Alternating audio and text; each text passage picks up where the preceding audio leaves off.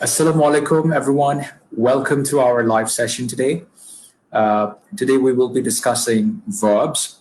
Last week we discussed nouns, pronouns, and articles. And today we will be discussing verbs.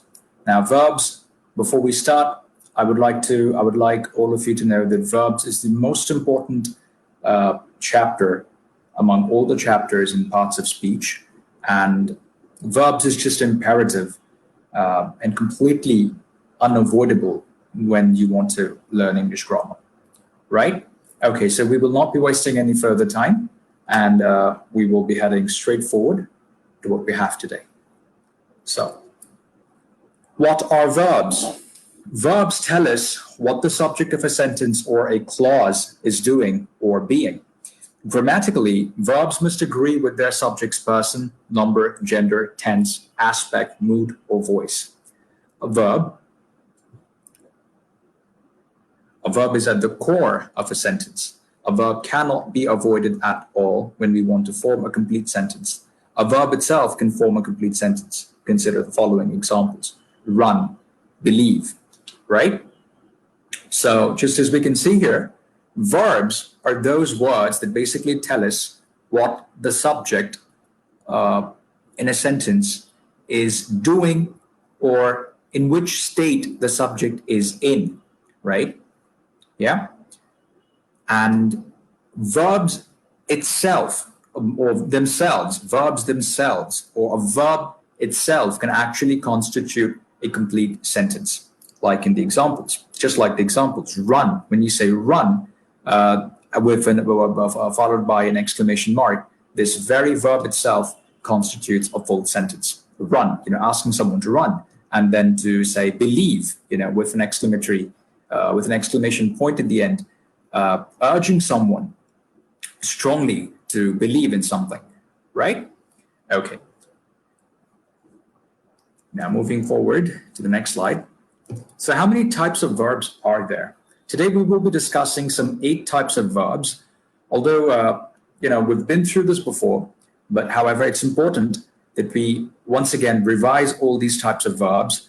And even though we don't somehow really, we just don't need to remember all these types, as in, in a way that you have to come up in, or you have to ever define the different types of verbs, but it's important to recognize them and somehow understand their usages, right?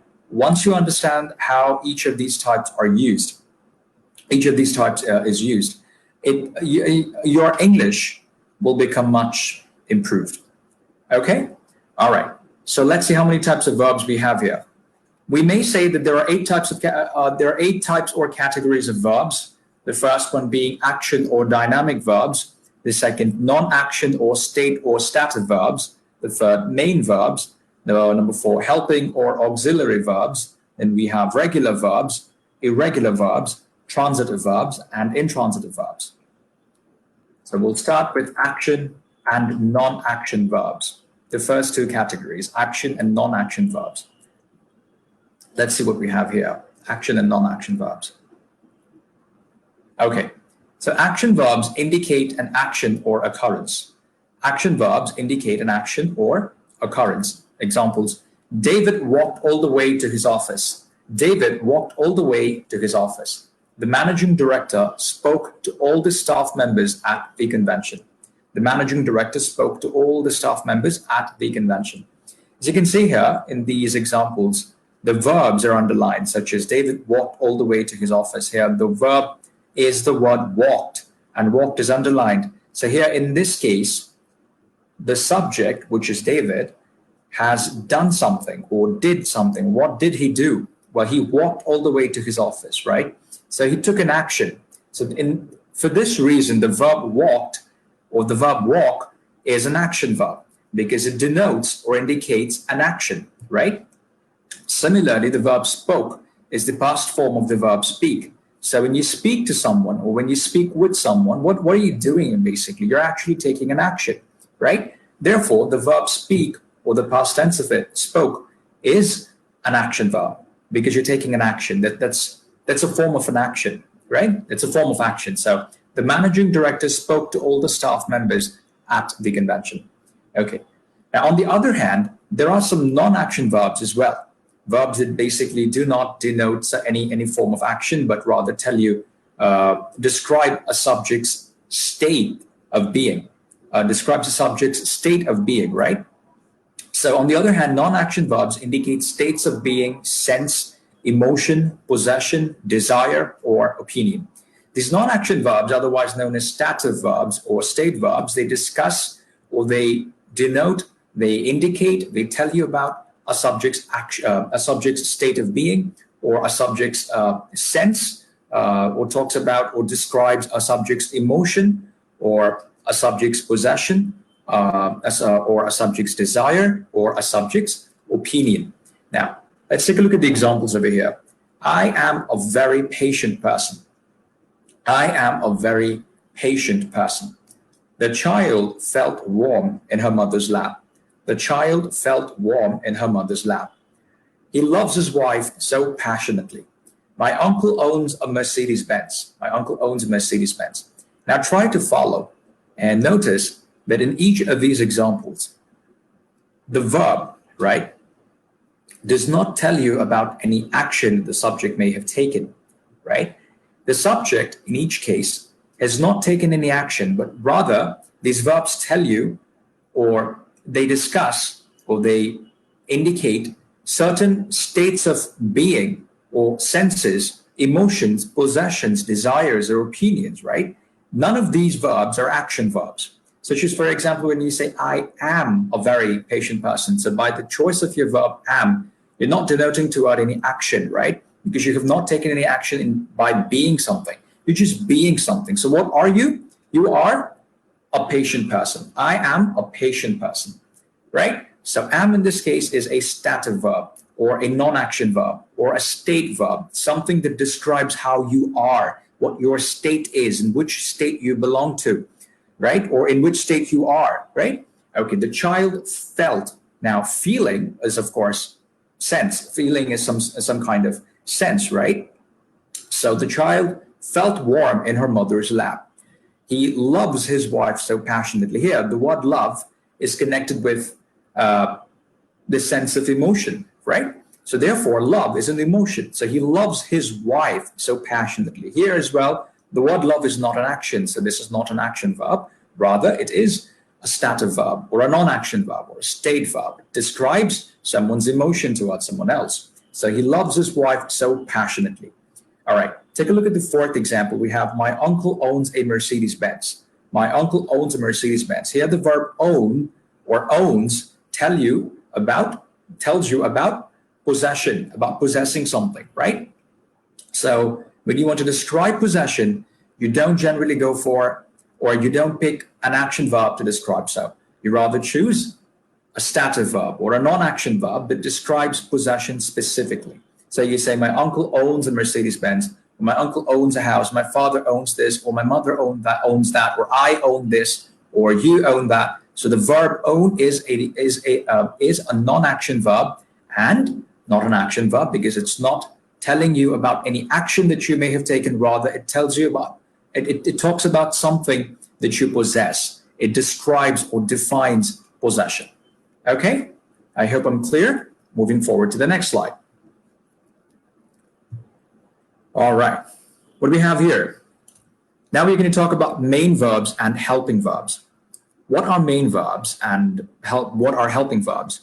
Verbs that tell you what a subject is primarily doing. Verbs that tell you about, I'll read this again. Verbs that tell you what a subject is primarily doing or being are known as main verbs. Main verbs can stand alone in a sentence or may need help from a helping verb to make a complete sense. Example, Elle takes good care of her parents. Peter is giving a speech on compassion at the conference. So you see, in sentences, we may have more than one verb. We just may have more than one verb, right? So just for example, take a look at the example here. Peter is giving a speech on compassion at the conference. Now, in this sentence, we have two verbs. The first verb that comes is, right? The second verb is giving. So you've got two verbs here. Now, which one is the main verb, or which one is the principal verb in the sentence? The principal verb or the main verb is the word giving, right? Why so? That's because by that verb, you're actually saying, or someone is defining what Peter is actually doing. What is the action that he is taking, right? So he is giving a speech on compassion at the conference. Peter is giving a speech on compassion at the conference. Now here, giving is the main verb. Now, sometimes main verbs can stand alone, as in they don't need any help from any helping verb to function properly.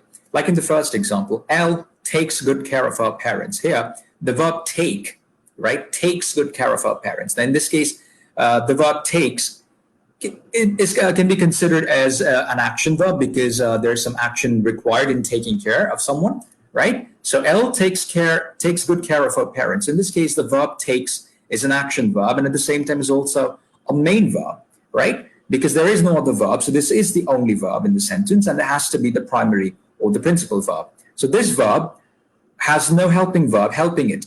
So it is standing alone in the sentence and is making complete sense. So you say, Elle takes good care of her parents, and the sentence is grammatically correct, absolutely correct, no fault.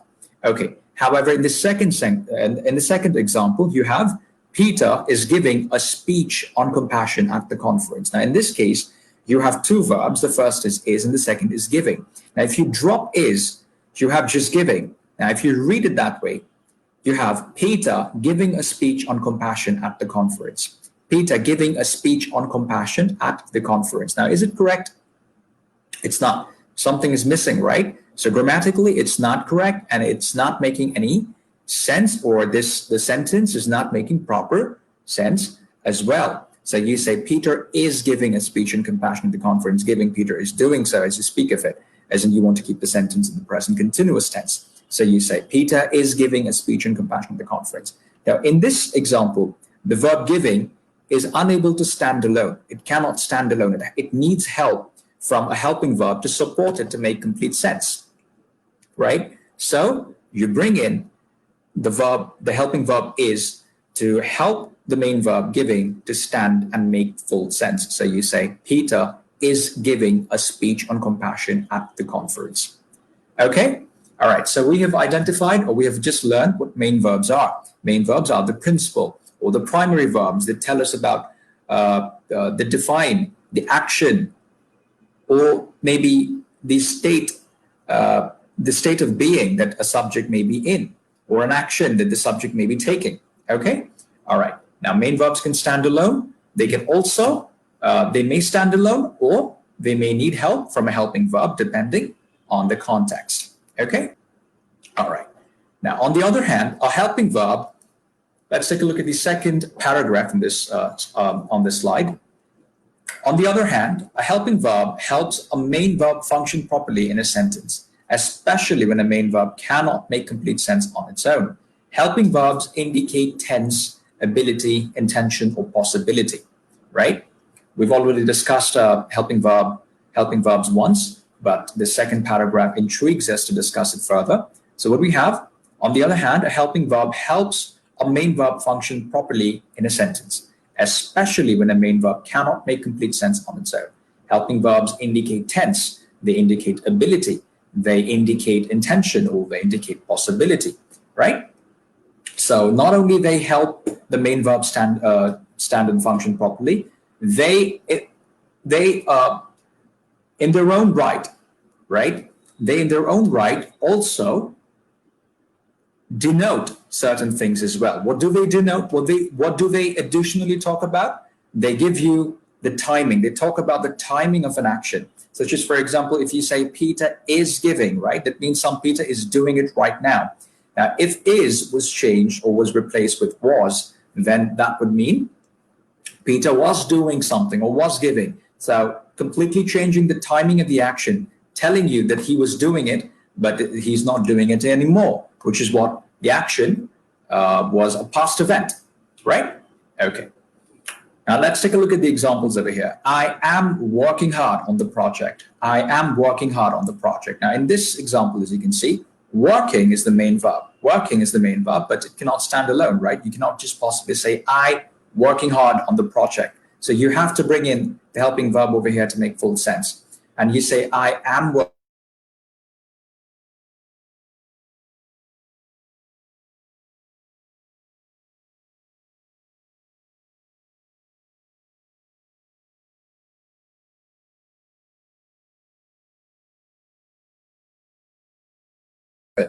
You're not done working on it. You will not do it in the future. You are already doing it, and you speak of it as you do it, right? So I am working hard on the project. Okay. In the second example, you have, she was presenting her ideas to the board when a director objected. She was presenting her ideas to the board when a director objected. Now, in the second example, you can see the main verb is, of course, the word presenting. That tells you what primarily she was doing. But with the help of the helping verb was, you add or you bring in the time of that particular action, right? So when you say was doing or was presenting, you mean she was presenting and she is not presenting anymore. She was presenting her ideas maybe yesterday, maybe a week ago, a time that is clearly in the past, right? So with the help of the helping verb was, you bring in or you add or you denote time of an action, time of the primary action. So she was presenting her ideas to the board when the director objected.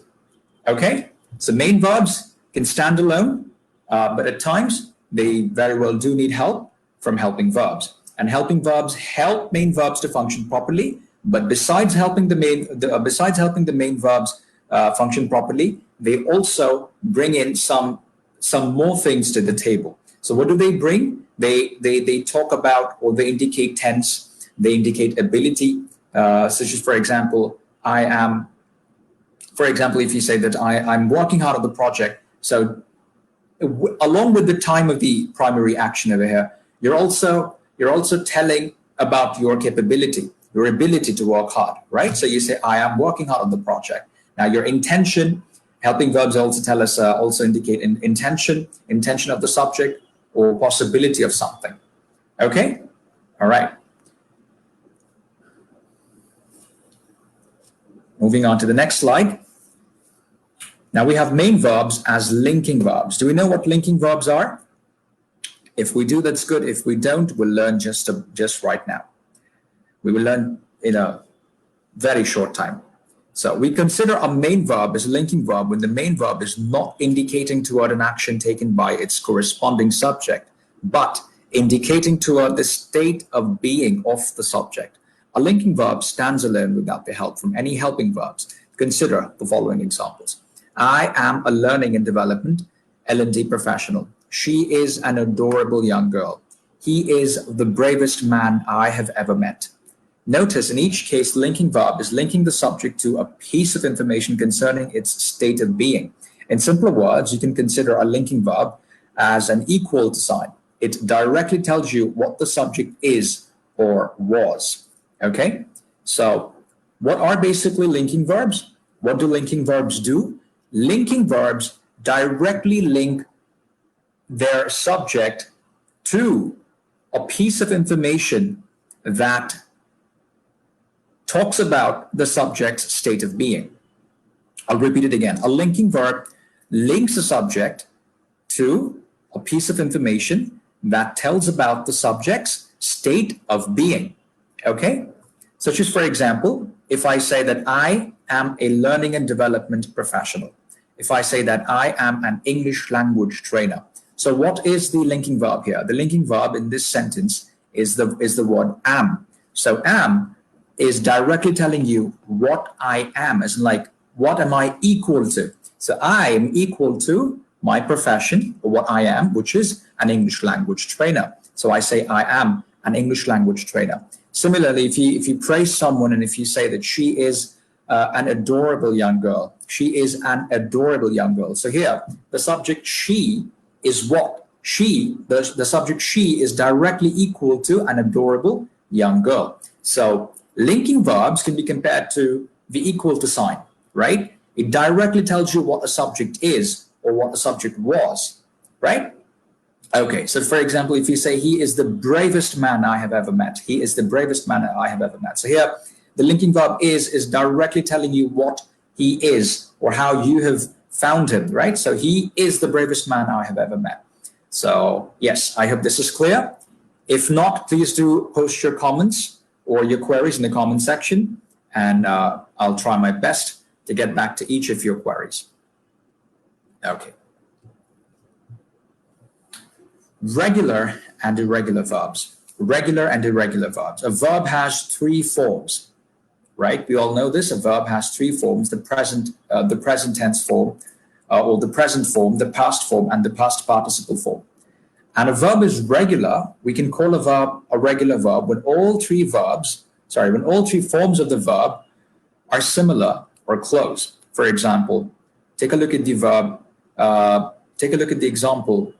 Or take a look at the verb accept, right? So accept in the present form is accept. In the past form is just an extra D is added to it, and it becomes accepted. And in the past participle form, it remains accepted as well. So when you don't see much change in the forms of a verb, in the different forms of a verb, that particular verb can be called a regular verb. So accept, accepted, accepted, right? Not much change. Just accept. You've just added E and D to it, right? It becomes and it becomes accepted. So accept, accepted, accepted. So you have a regular verb. But what is an irregular verb? A verb is irregular when its three forms are distinct. When each of the forms is different from the others, right? Such as, for example, take a look at the verb example, or take a look at the verb do. Do is the present form of the verb do, of course. What's the past form of it? Did. And the past participle form of it is done. So do, did, done. All three forms are distinct. They're different. They're unique, right? They don't have much similarity between them. Of course, they do in a way that all these three forms start with the letter D. But apart from that, right, each of these forms is pronounced differently. So you say do, then you say did, and you say done. To talk about the present form, you say they do it. To talk about it in the past form, you say he did it. Or to talk about it in the past participle form, you may say that he had done it before, right? Something like that. Okay?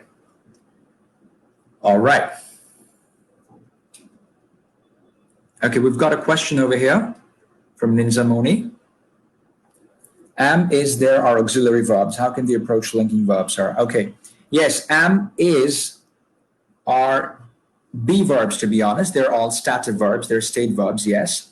At the same time, they can be linking verbs as well when they basically link directly a subject to a subject's state of being. So when I say, I am an English language trainer here, the linking verb is am.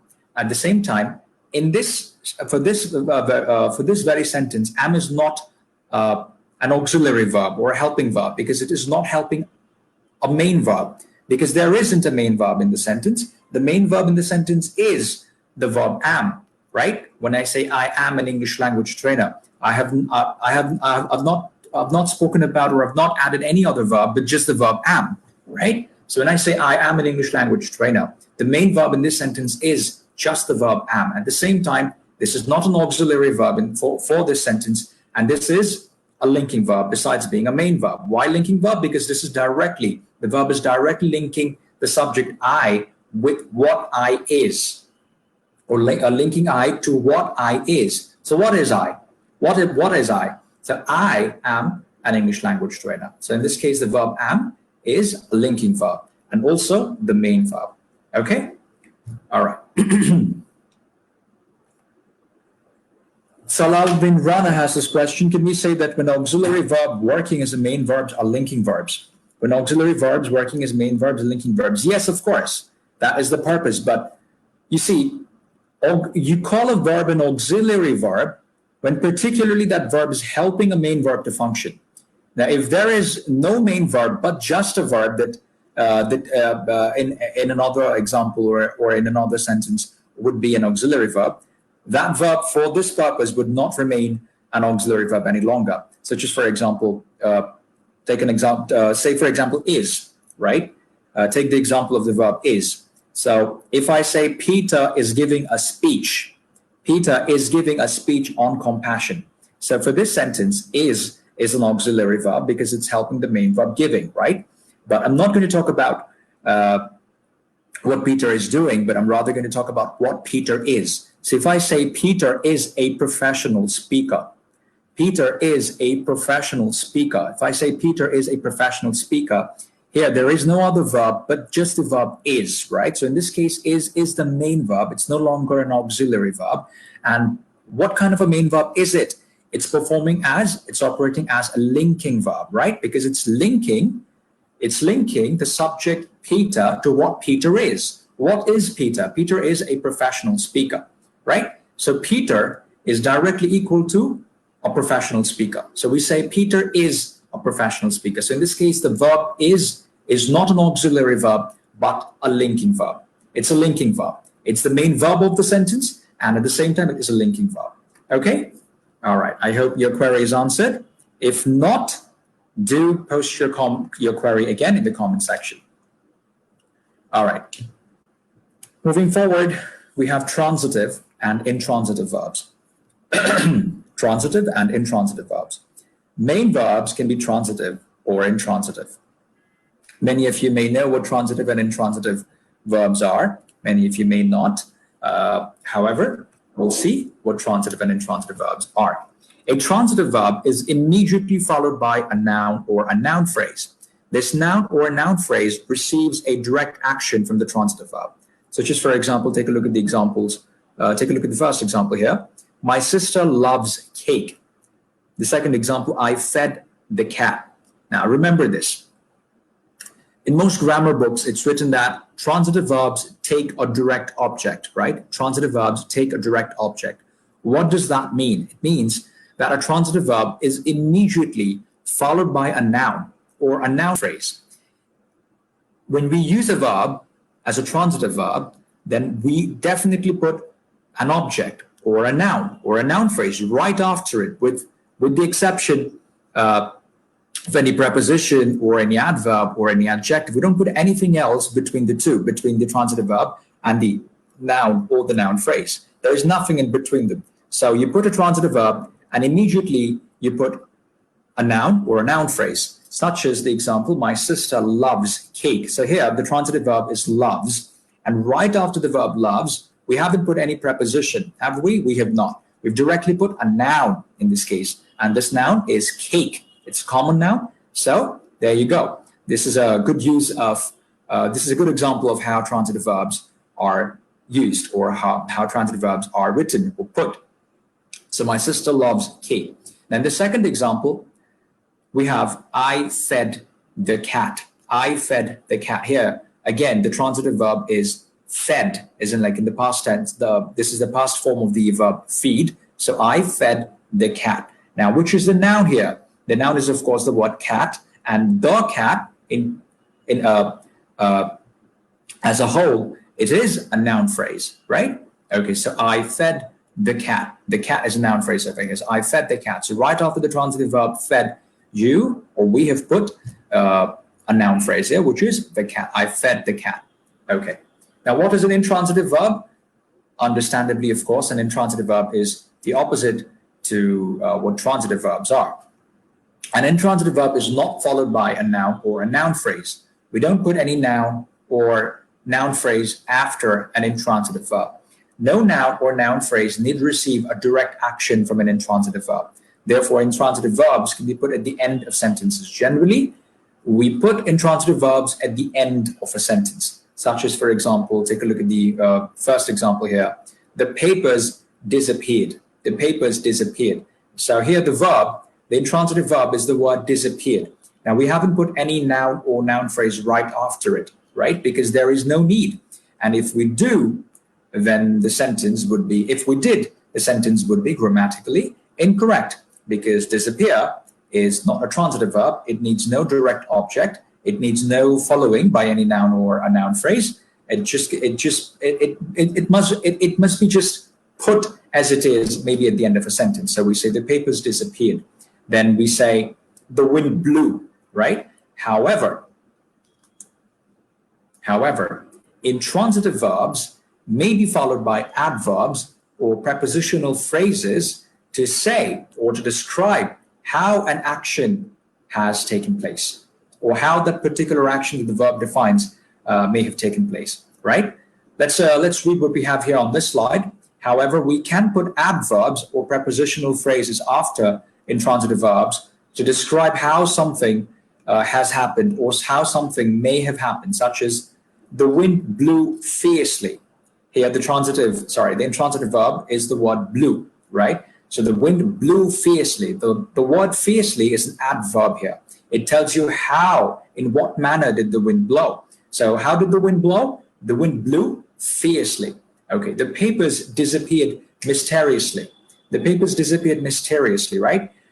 You're first telling me that the papers disappeared, but how did they really disappear? Well, no one knows, so you could just say that the papers just disappeared mysteriously, in a very secretive way, in a very mysterious way. You don't know exactly how the papers disappeared, right? Okay, take a look at the third example. Hearing the joke, Grandpa laughed out loudly. Hearing the joke, Grandpa laughed out loudly, right? So here, another intransitive verb is the verb or is the word laughed, and you want to say how someone has laughed or how someone may have laughed. So you add out loudly. Out loudly is another prepositional phrase, right? Out loudly. So hearing the joke, Grandpa laughed out loudly.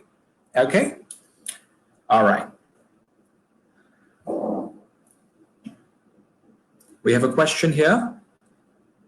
And someone is asking that how can we recognize a transitive verb in a sentence? Of course, you can do so.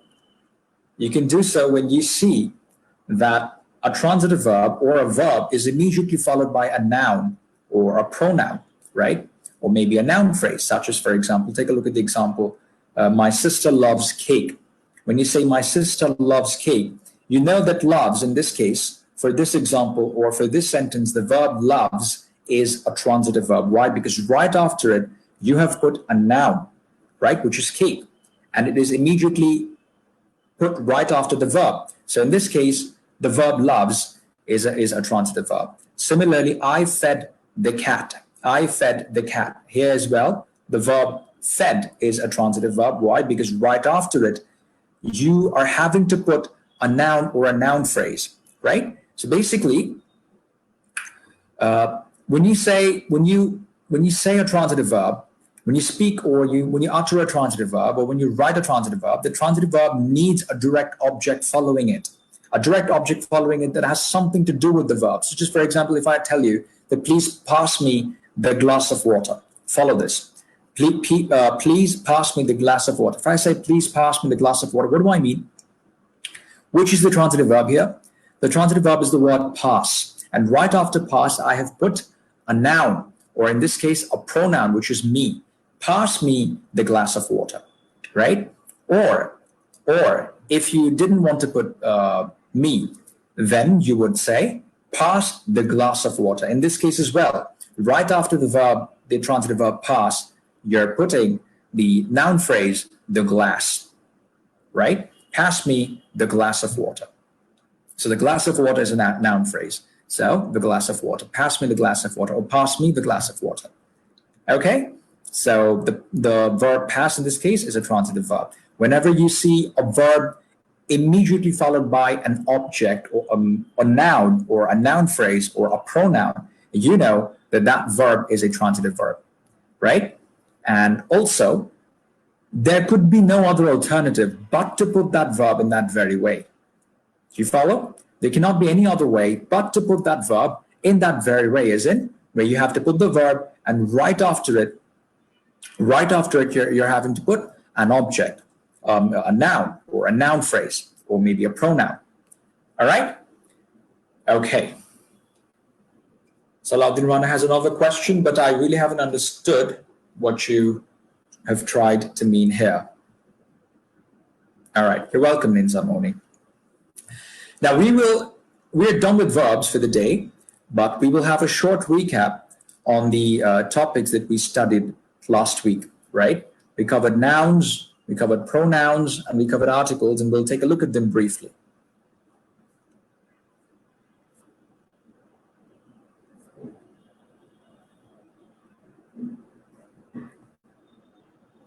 Right. So, we discussed nouns last week, and we know what nouns are. Nouns are names of people, places, animals. Nouns are basically names for people, places, animals, things, or ideas. Basically, any name is a noun, and some examples could be President Trump, Bangladesh, cats, laptops, love. So anything that has a name, right, or any name is basically a noun. Now, how many types of nouns are there? There are, as we have learned, there are 8 types of nouns. Common nouns, proper nouns, countable nouns, uncountable nouns, concrete nouns, abstract nouns, compound nouns, and collective nouns. Okay? All right. So what are common nouns? Common nouns are generic names, general names, or generic names, not specific, right? So common nouns are generic names for people, places, animals, different things, or ideas. Common nouns are never capitalized unless they begin a sentence or appears in a title.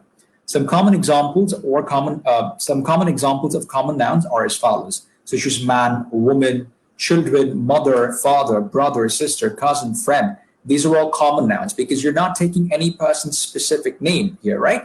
If you just say there is a man waiting for you outside, you've just taken the common name for that particular person, which is the man, or whatever that he is. But if you were to take the person's name, then that name would be a proper noun. Okay. Cities, rivers, countries, oceans, parks, hospitals, offices, restaurants, lions, tigers, crocodiles, fish, eagles, cats, dogs, sheep, deers, bears. These are all common names or common nouns for animals. Love, hate, headache, happiness, sickness, greatness, health, all common nouns for feelings, for emotions, right? Okay. Now, what are proper nouns? Proper nouns are specific. They're not generic. Proper nouns are specific names for people, places, animals, different things, ideas, or concepts, etc. Proper nouns are always capitalized. You must remember that proper nouns are always capitalized no matter where they are put in a sentence. Wherever you put proper nouns in a sentence, maybe you may begin a sentence with a proper noun, you may end a sentence with a proper noun, you may put a proper noun in the middle of a sentence. Wherever you put a proper noun, remember to capitalize it, okay? Meaning the first letter of that name or of that noun must be in capital, okay? All right. Some common examples are as follows, such as Nelson Mandela, right? Nelson Mandela, name of a great African leader, right? Nelson Mandela. Muhammad Ali, name of a very famous American boxer. Oprah Winfrey, Anne Frank. These are all names of famous people. Dhaka, San Francisco, London, Paris, Greece, Norway, India. These are all specific names, given titles or given names, specific names for different places, for different cities and countries.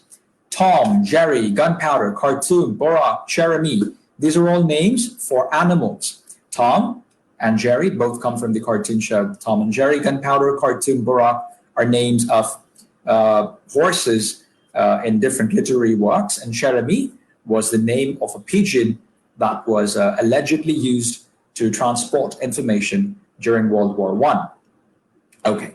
The Big Bang Theory, World War I, World War II, these are all names of events, right? Now, different events or events can have proper names as well, right? So if you name an event, that name, if you named an event, that name would become a proper noun, okay?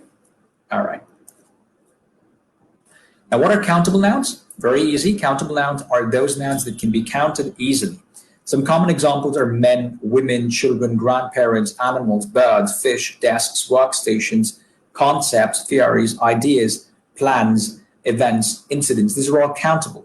You can count how many men there are. You can count women. You can count animals, grandparents, birds, and fish, right? You can count all these items, all these elements, all these objects. But however, there are certain things that cannot be counted, right?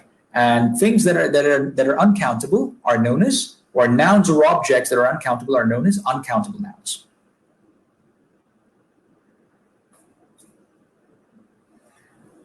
Okay, yeah. So uncountable nouns are the nouns that cannot be counted. They are not individual objects and are always considered singular in number. Remember this. Uncountable nouns are the nouns that cannot be counted. They are not individual objects and are always considered singular in number. Some common examples are water, air, sand, sugar, furniture, equipment, stationery, news, information, intelligence, politics. These are all uncountable nouns, right? And we must remember that since they're uncountable, that meaning that they cannot be counted in any form, they're always singular in number, as long as the English grammar goes, right? Grammatically speaking, they're always singular in number, okay? You cannot possibly say, I have 2 sugar, or I have 3 sand, or I have 4 furniture. No, you have to say, I have enough. I've bought 2 kgs of sugar, maybe, right? So you have to quantify it in some way. In case of furniture and equipment, you cannot just say, I have two furniture, 3 equipment. You have to say, I have 2 pieces of furniture, or I have bought 12 pieces of equipment, right? You need to quantify them in some form. You cannot just directly say 2 furniture or 3 equipment. It's the same with news, stationery, information, intelligence, politics, right? If you want to talk about news and you've got more than 1 piece of news, you say 2 pieces of news or some news. I've got some news for you. However, if you want to talk about just news, then you might just say I have no news to share, or I have some news for you, even if it is just 1 piece of news that you want to share. Similarly, with information, I have a piece of information for you, not an information. Never say I have an information for you. Rather say I have a piece of information for you, or I have some information for you. Right? Okay. I think we've got a question here. I'm going to take the question. Salahuddin Rana is asking, is that transitive verb don't take adverb and precede or after that? I'm really sorry, I'm not really clear about your query. Would you mind posting your comment once again? And please try to write it with a little. Try to post your query a little clearly. All right. Well, however, I do think I've understood what you're trying to say. Do you mean that if a transitive verb needs an adverb or is followed by an adverb? Well, transitive verbs are not followed by adverbs, unlike intransitive verbs, right? A transitive verb, in most cases, of course, generally a transitive verb is followed by an object, and that object is either a noun or a pronoun, or at times could be a noun phrase, just like I said, okay? Such as, for example, I fed the cat. I fed the cat, meaning I did something to someone, right? So I fed the cat. Here, fed is immediately followed by a noun phrase, which is the cat. Now, if I dropped the object, or if I dropped the noun phrase, and if I just said I fed, right? The sentence would be incomplete, because automatically a question will follow as to what did you feed, right? Because you have to say what you fed. You have to say the name of the object or the animal, the person or whatever that you fed, right? You cannot just say that I fed. Now the question will follow. If you did so, the question would follow that what did you feed? So because of that reason, transitive verbs are always followed by nouns or noun phrases or pronouns. So I fed the cat. Okay? All right. Moving forward to the next slide. We have concrete nouns. What are concrete nouns again? Concrete nouns are those nouns that can be easily perceived by all or any of our 5 senses. We can see, touch, hear, smell, and or taste concrete nouns. Some common examples are mobile phones, cars, food, houses, water, laptops, furniture, stationery, light bulb, etc. These are all concrete nouns because these nouns are always in concrete forms, right? These are always in concrete forms. You can touch them, you can see them, you can smell them, you can taste them, you can even hear them at times. So anything that is concrete or can be perceived through all of our 5 senses or any of our 5 senses, right? We can call it a concrete noun. Okay. What about abstract nouns? Which are abstract nouns, or what are abstract nouns? Abstract nouns are the nouns that cannot be perceived by any of our 5 senses. Abstract nouns are those items or those elements or objects that cannot be perceived through any of our 5 senses. We cannot see them, we cannot touch them, We cannot hear them, we cannot smell them, we cannot taste them, right? Some common examples are education, lecture, information, news, courage, cowardice, jealousy, stupidity, lethargy. These are all certain feelings, right? Or some certain things that are just not visible in any concrete form. Such as, for example, you cannot say that education or the word lecture, the noun lecture, is can be transformed into a concrete form. Can it be? Of course not. You cannot transform information to a concrete form. Not in that way, not like a phone, not like a wallet, not like a table, right? These are just understandable. Such nouns are recognizable. When you go and you attend a lecture, you know, you understand it in your mind that you're attending a lecture and that a lecturer is lecturing you, right? But that lecturing is not somehow in any concrete form. Therefore, such nouns are known as abstract nouns, nouns that are not touchable, nouns that are not visible, nouns that are not audible or edible, or that cannot be smelt in any way. They don't have any nouns that don't have any fragrance. Okay, all right.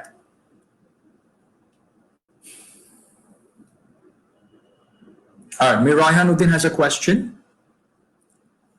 Which sentence is correct? Bangladesh is winning the match or Bangladesh are winning the match? Okay. You see, when we watch cricket, right? When we watch cricket, mostly in commentary, or if we happen to, when there are subtitles, coming up, we see at times that it's written that Team India or Team Bangladesh have 20 more runs to win. So instead of saying has, they go with have, right? Now, we must remember that such a word, such as, for example, names of countries, are group nouns, are collective nouns, right? Now, collective nouns can be used in both ways. You can consider a collective noun a singular noun. You may also consider it a plural noun. It depends on the context. Okay, it depends on the context. But follow this. If you want to talk about a collective noun, such as, for example, the word a couple, right? The word couple is a collective noun because it has two people involved, right? So maybe a husband and a wife. So together, you're talking about them.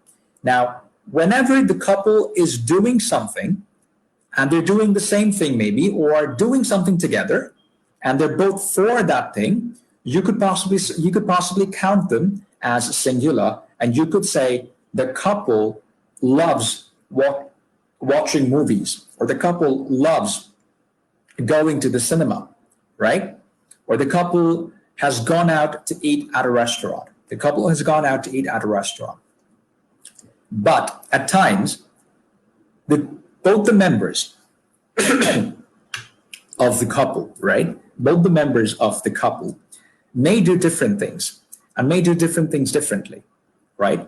So in such a case, you may just talk about them in a plural sense, or you may consider them as not a singular unit, but two different people. So you could say that the couple are traveling to work differently today, or the couple are traveling to work on different routes.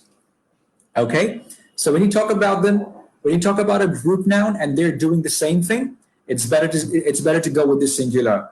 It's better to use the group noun as a singular unit. So for that reason, we could possibly say that Bangladesh is winning the match, right? To me, that's the more correct version. Bangladesh is winning the match because here, Team Bangladesh are, every member of the team is playing together to achieve a common goal, which is to win, right? So together, we can consider all 11 players as one, as a singular unit, as an individual unit. So when we add so much singularity, or when we add so much singular sense to this particular thing, we can just say that the noun is singular, and we can say that Bangladesh is winning the match. Okay, but if each of the players was doing things differently, then we could possibly say that the Team Bangladesh are in a havoc. Team Bangladesh are in a havoc, meaning that each of the members, each of the players of the team is doing things differently, or they're not united enough. So we can say that Team Bangladesh are doing a havoc, or are creating a havoc, or something like that. Okay, but when we say that Team Bangladesh is winning, we would like to present the idea that they're doing something unitedly. So we say Team Bangladesh is winning the match. I hope this answers your query. Okay. Now, what are compound nouns again? Compound nouns are those nouns that are made up of two or more words, and each word in a compound noun contributes to the full meaning of the noun. Compound nouns can be of three types: open compound nouns, such as, for example, dining room. Now, you need to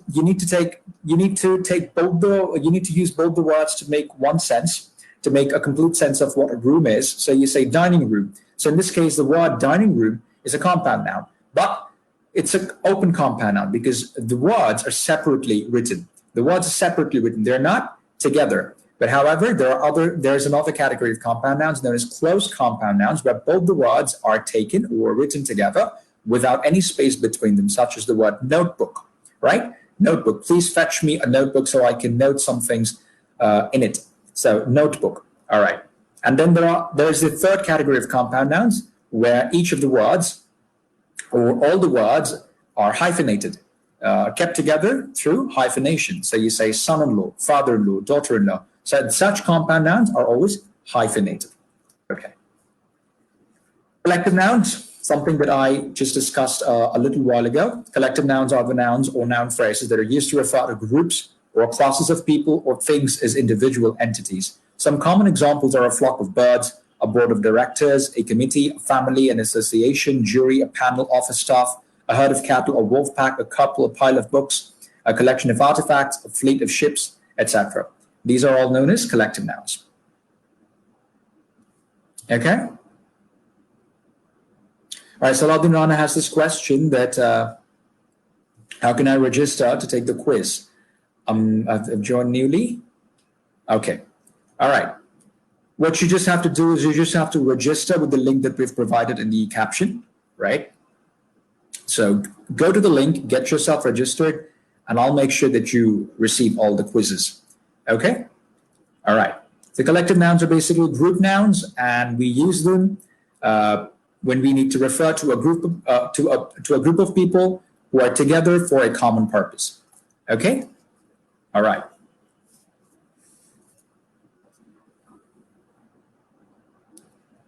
The other day, last week, we discussed pronouns, and we've known that we've discussed 9 types of pronouns: personal pronouns, demonstrative pronouns, interrogative pronouns, relative pronouns, indefinite pronouns, reflexive pronouns, intensive pronouns, reciprocal pronouns, and possessive pronouns. I'll go through each of these very briefly. What are personal pronouns? Personal pronouns are short words that we use as simple substitutes for the proper names of people, places, animals, or things. Sometimes we replace common nouns with personal pronouns as well. Personal pronouns are generally of 2 types: subject personal pronouns and object personal pronouns. The subject personal pronouns are, or some of the subject personal pronouns, actually all of these are here, so yes. The subject personal pronouns are I, you, he, she, it, we, you, they, who. The object personal pronouns are me, you, him, her, it, us, you, them, and whom. So we use the subject personal pronoun when you want to denote that the subject or a person or a noun or a pronoun is the doer of an action or is the taker of an action, right? Okay. And we use the object personal pronoun, or we use an object personal pronoun when that particular pronoun is on the receiving end of an action. Meaning that particular pronoun has not taken an action, but rather has received an action. Okay. So just for example, if you say, I would like to pursue a career in the healthcare industry. Now in this case, you mean that you want to do something, that you want to take an action. So you're on the taking end.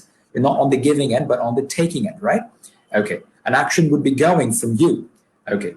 But however, if you were to say that you received an action, then you would say that my parents or my grandparents gifted me a laptop on my birthday. Here, you were not on the giving end, but were on the receiving end, right? Because you received an action from your grandparents. It was the action of receiving a laptop. So you go with the object personal pronoun me. All right.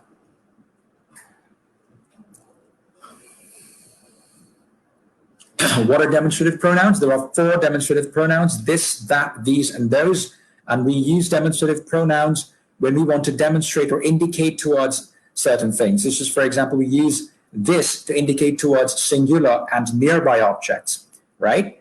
We use that to indicate towards both singular and plural objects, but those objects must be distant from you.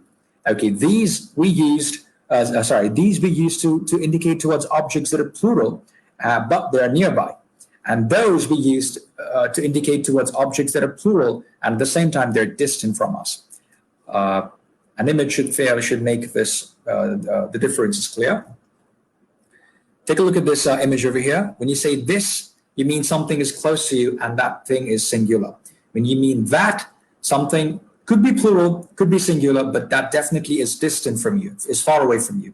When you mean these, you indicate towards a number of things, not anything singular, but a number of things, meaning the object is plural. Okay, and at the same time, those objects are close to you. So you say these. And if you say those, you mean some things that are distant from you, right? Certain things that are distant from you, so you say those, okay? All right, interrogative pronouns are those pronouns that we use to make questions. So interrogative pronouns are the pronouns we use to make questions, and the four interrogative pronouns are who, which, what, and who, such as who wants candies, what is your name, which dish would you like to have, whose phone is this?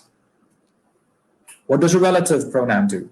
A relative pronoun is used to introduce additional information about something already mentioned in a sentence. Some common relative pronouns are that, which, what, who, and whom. Traditionally, who is used to refer to people, whereas that and which are used to refer to animals or objects, right? So with the help of a relative pronoun, we relate or we connect our subject to something, to an additional information about that very object, such as the man who called earlier didn't leave any message. The man didn't leave any message. That's the main message. But you want to add more to what the man may have been. So the man who called earlier. Now to connect the idea or the fact that he called earlier, you use the relative pronoun who. All the puppies that have been born today will be sent to a vet soon. So the main idea is that the puppies will be sent to a vet today or soon, right? But you want to add more to what happened to the puppies or who the puppies are. So which puppies are you specifically talking about? So you say the puppies that have been born today. Puppies that have been born today will be sent to the vet soon. My car, which is 15 years old, is still as fresh as new. So the main idea is that your car is fresh and it's still as fresh as new, but you want to add more information to it. You want to say more about your car. So you say my car, which is 15 years old. Now to say the additional information, to add the additional information, you use a relative pronoun. In this case, that relative pronoun is which. Okay, indefinite pronouns are used to refer to people or objects that do not require specific identification. Some common indefinite pronouns are anyone, everyone, no one, someone, anything, everything, nothing, etc. So we use indefinite pronouns when we don't want to refer to any person or a group of people definitely or specifically. We just want to talk about them just like that without being definite about a person. So we go with indefinite pronouns. So the some indefinite pronouns are anyone, everyone, no one, someone, anything, everything, nothing, right? Let's take a look at the examples. Anyone can learn English if he or she has enough determination. Everyone checked in late at the office today due to the storm. No one saw the accused shoplifting. Someone must have tipped the police about the criminal plan. So in each of these cases, you can see that no particular person has been named, and therefore, in each of the cases, we have used indefinite. We have used an indefinite pronoun. Okay. What are reflexive pronouns? Reflexive pronouns are used to denote that the subject and the object of an action or a verb are the same person or thing. They end in either SELF or SELVES. Some common reflexive pronouns are myself, yourself, himself, herself, itself, ourselves, yourselves, and themselves, right? So when you direct an action towards yourself, we use reflexive pronouns. When the giver or the taker of an action and the receiver of that very action are the same person, we use a reflexive pronoun to make it clear, to actually present it. right? So we say, I was talking to myself. You must do it yourself. So here, the action of talking was directed back towards me. I wasn't talking to anybody else but to myself. So I say, I was talking to myself. You must do it yourself. He congratulated himself for his own bravado. She loves herself too much to do herself any harm. Okay. What's an intensive pronoun, or what are intensive pronouns? Intensive pronouns are the same as reflexive pronouns, but they are used to add emphasis or intensify the subject in a sentence. So when you want to talk about something, and all right, yes. Acha, we have a question here. I'd like to take the question. Can we use two past tense verbs together in a sentence? No, we don't. For example, if you would like to say that we did that, that wouldn't mean anything. That would be grammatically incorrect. So you have to say we did do that, meaning something you did in the past, and you say we did do that, right? So there cannot be two past tense. There cannot be two past verbs or past tense verbs in one sentence. Not like that. Of course not. Okay. All right. Getting back to what intensive pronouns are. So intensive pronouns are basically used when you want to put emphasis on the fact that the subject himself or herself has done something. So you say, I built this entire house myself, right? So the emphasis is on the fact that you built this house and it was you yourself who did it, okay, entirely. Now, did you yourself see Gordon stealing? Did you yourself see Gordon stealing? So you're bringing an accusation towards someone, and the person that you're complaining to is asking you back whether you yourself has seen Gordon stealing, right?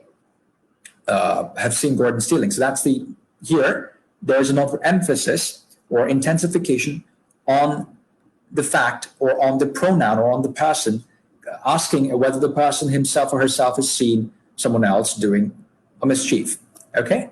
Now, he finished the project all by himself. Again, here, there is some sort of an emphasis. There is an emphasis on the fact that the person who did the project did it himself all entirely.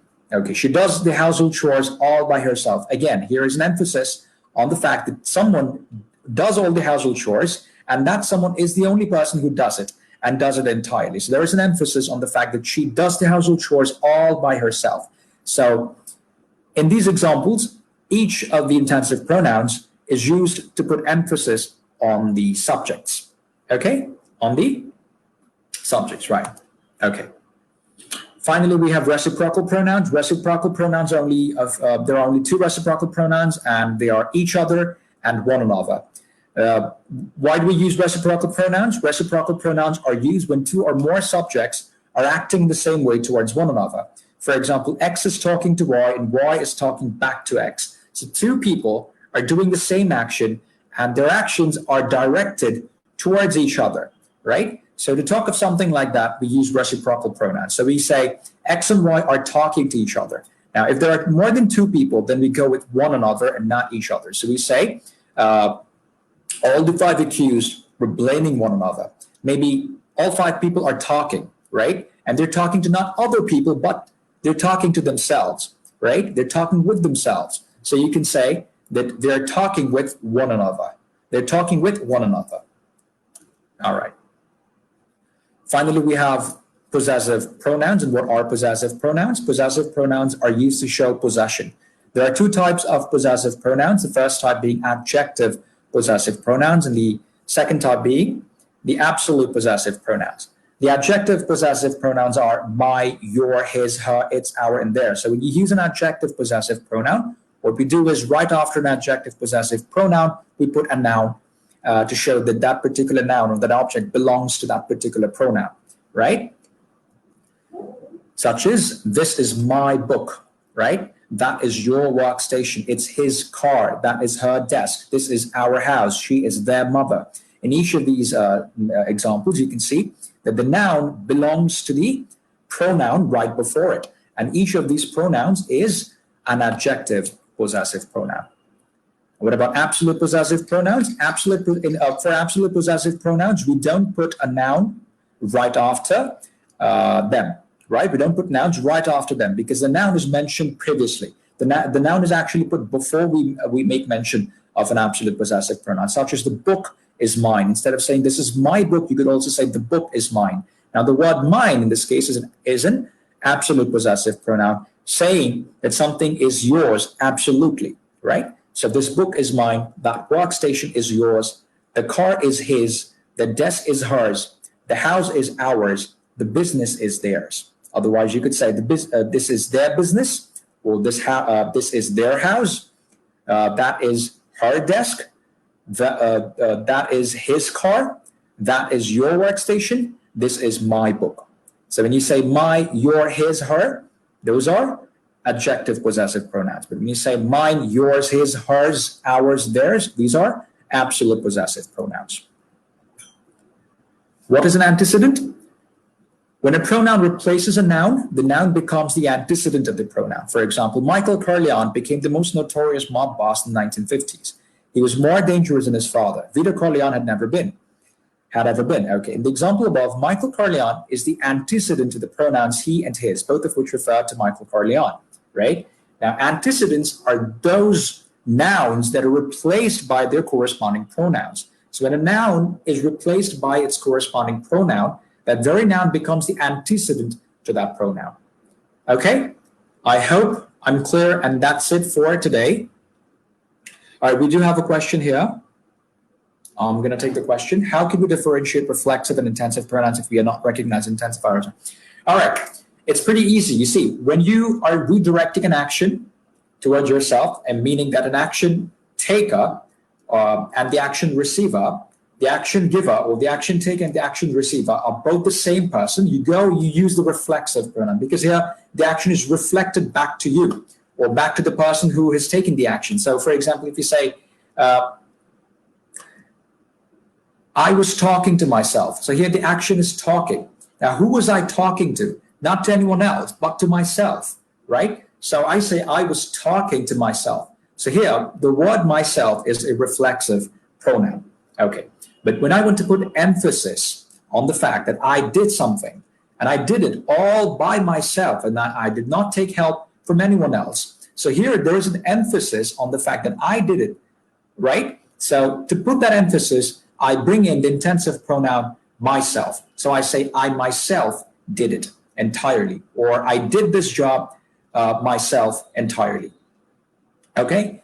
Intensifying or emphasizing the fact that you yourself has done something. Okay, here you did not redirect, or here you did not direct an action towards yourself. You did not direct something back to you, right? But rather you're saying that you did something, and you want to put the emphasis on the fact that it is you who did it all by yourself, right? Okay, so there you go, and you have the difference. So that's it for today. Tomorrow we'll be discussing adjectives, inshallah, hopefully. And since we couldn't discuss articles, we can revise articles today. We will revise articles tomorrow as we finish our chapter, right after we finish our discussion on adjectives. So yes, hope to see you all tomorrow. I hope all of you have learned something, or if you have known all this all along, then that's good. Maybe you have had a revision, and if not, then I must have been a very poor instructor or lecturer maybe. Anyway, whatever it has been, please do give me your feedback. If there is any way I can do things better, please do let me know so in the comment section as well. And I hope to see you all again, inshallah, tomorrow. So yes, until then, everyone, please stay well and take good care of yourselves. Assalamu alaikum wa rahmatullahi wa barakatuh.